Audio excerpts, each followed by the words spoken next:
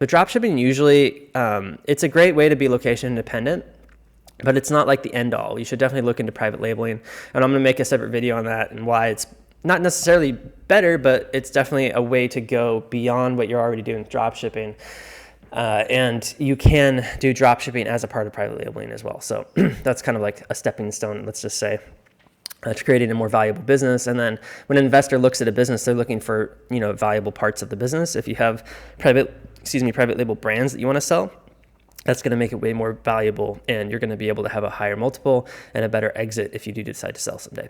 So high cost versus low cost, it's hard to say.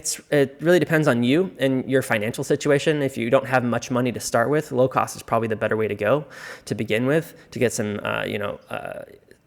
get some experience and get some traction, and just like choose a lower cost product.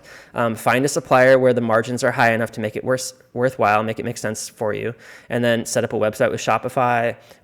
Set up your product listings, set up some email marketing, and set up your social media profiles. And then what I would do is just start running some Facebook ads to the target audience, which would be just the interest of that, with either pictures or videos of the product.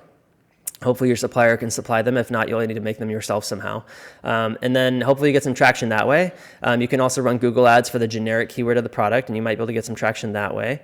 And if you do end up finding a winning product that gets traction, then I would say definitely reach out to your supplier and talk about private labeling, and also consider having your own fulfillment center in the US.